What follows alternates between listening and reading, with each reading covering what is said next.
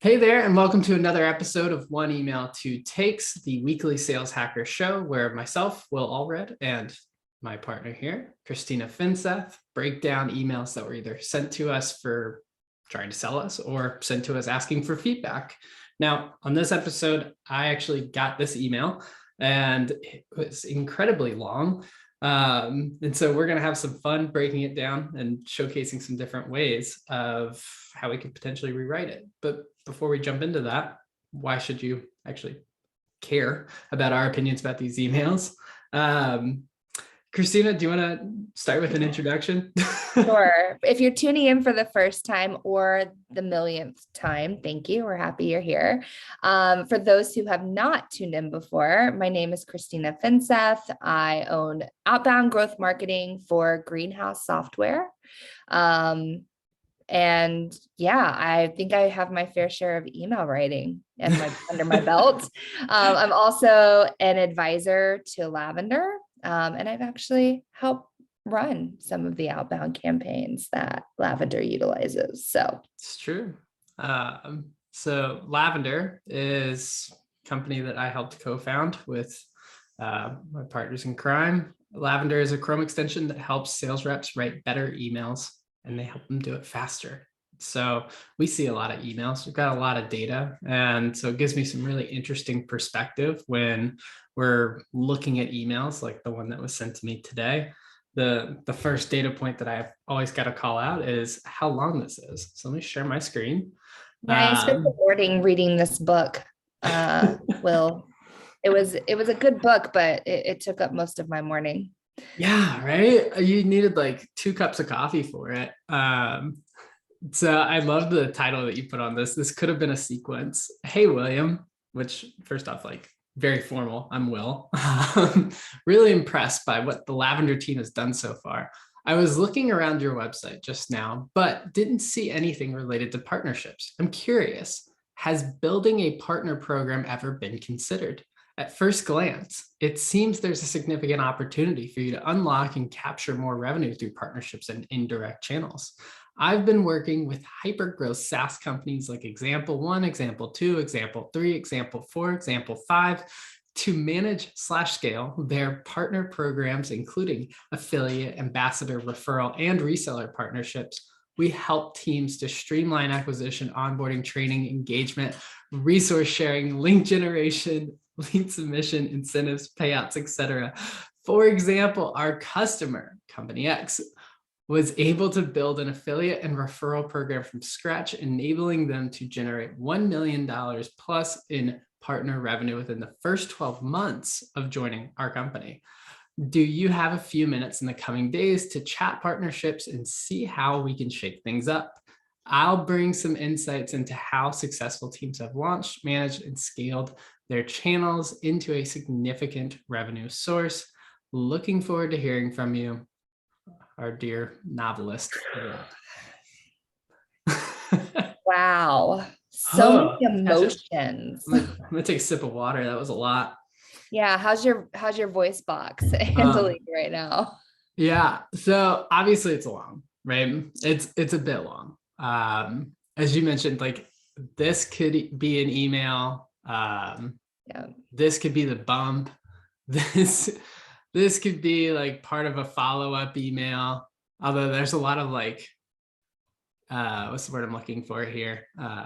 Like feature focused language that I probably would keep out of my email. Yeah. This could be a relevant case study that you tie in as a follow-up as well.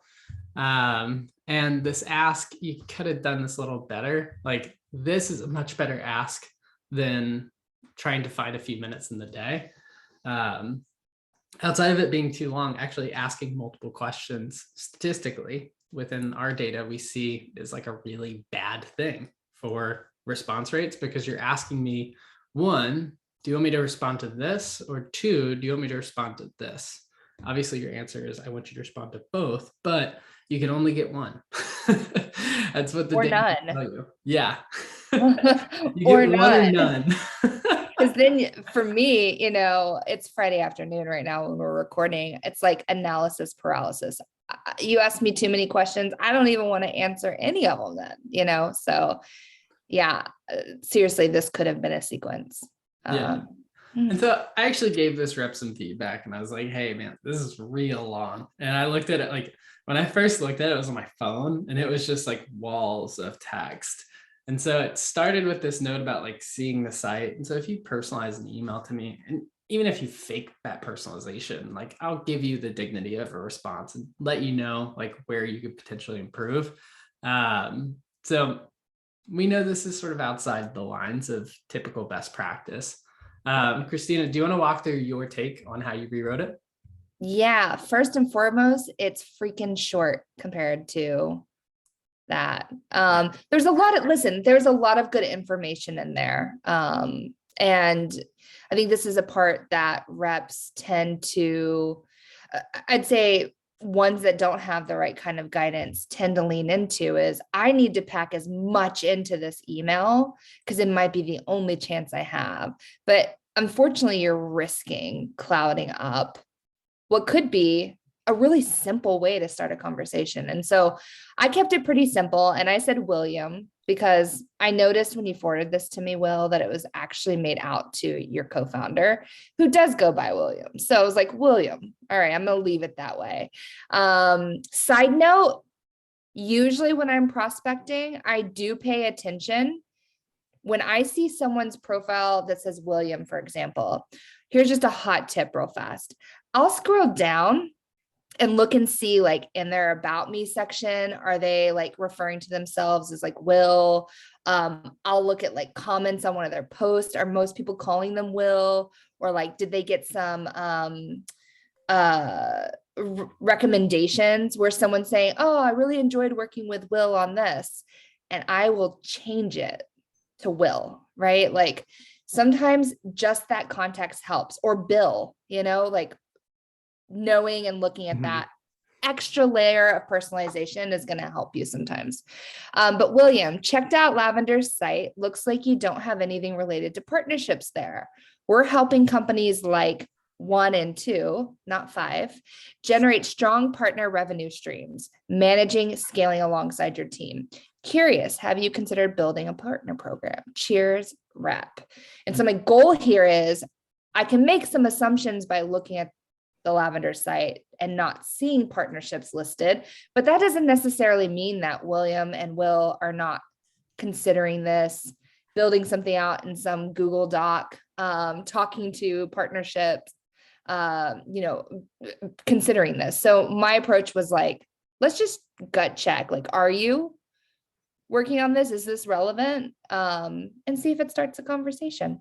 Yeah. Yeah. Yeah. The one thing I did notice when the original example was the like case studies weren't exactly at our stage, weren't exactly the most relevant. Yeah. And so if they included some context on when they met those companies, it probably would have been helpful for me to dissect like, oh, is that a partner program I want to engage with? One of the things that came to mind for me was like list segmentation, which Christina, I know you're big on.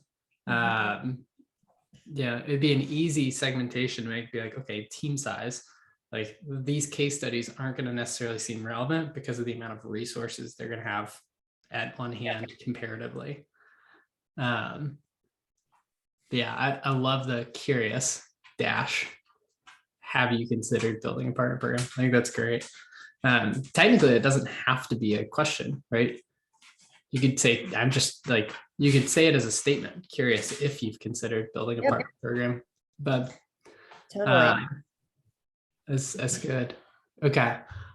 So I took a different approach than the usual with this. And so I built out a couple of tests that we could potentially run to find the optimal. And my thinking here is very simple, which is, okay, if you're reaching out to small startups with, less than 10 employees on staff, it probably doesn't make sense for you to do a ton of, deep dive research based outreach, right?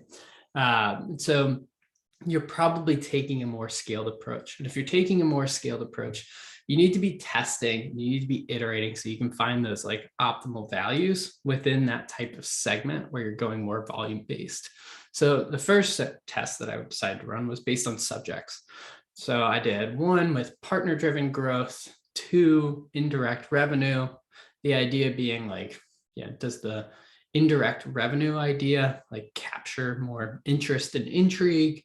The entire email itself is designed to just sort of get a quick response based off of curiosity. And so if that partner driven growth versus indirect revenue can help pique that curiosity further, I wanted to test that out. But the first bit of copy, you'll notice it's painfully short compared to the original email, right? Doesn't look like you're doing anything for partnerships. If we can make it easy, would you want to explore it? Very simple. And in an example like this, the signature line might do some of the work for you, right? So it might say, rep's name, company name, and then you might just have like a tagline, right? So say it's like Lavender, underneath it would say write better emails faster, or in this case it would say Lavender, the partnership management platform, something like that. And what that does, it sort of piques curiosity, but the way this email is phrased, you're just trying to generate almost like an impulsive response. Is this priority? And is this interesting enough to capture your attention? Okay, so after I run that first test on subjects, I would then move into more around trying to understand if my description of what we do, as well as how I'm describing it, like, can I tweak that to get higher response rates? So I would use the subject of whatever the first experiment one, and then I start the email around the exact same way. And the things I'm going to test 3 different variants of body copy. So the original, which is doing anything for partners. If we can make it easy, do you want to explore it? So does that brevity and just sort of like leaving a lot left unanswered, does that drive the most response? Or do I need to offer a little bit more concreteness to it? And so for body B, I say, hey, Will, it doesn't look like you're doing anything for partnerships. If we can make it easy to manage affiliates, agencies, etc., would you want to explore it? That kind of email, maybe instead of affiliates and agencies, like say that one won, a next variant I would run would say referrals and agencies.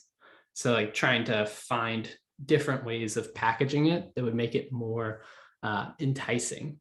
Option C is less focused on making what we do concrete and making the problem that we solve for concrete. And so I'm just basically trying to add a little bit more. Hey, I understand where you're coming from. Hey, Will, it doesn't look like you're doing anything on partnerships. Usually this is because partnerships require resources startups don't have. If we can make it easy, would you want to explore it? Same stimulus focused response where I'm just like throwing something out there. If you're curious enough, you'll bite. But it's more about the problem and less about the solution. And you can run a quick test there to see which one's the optimal.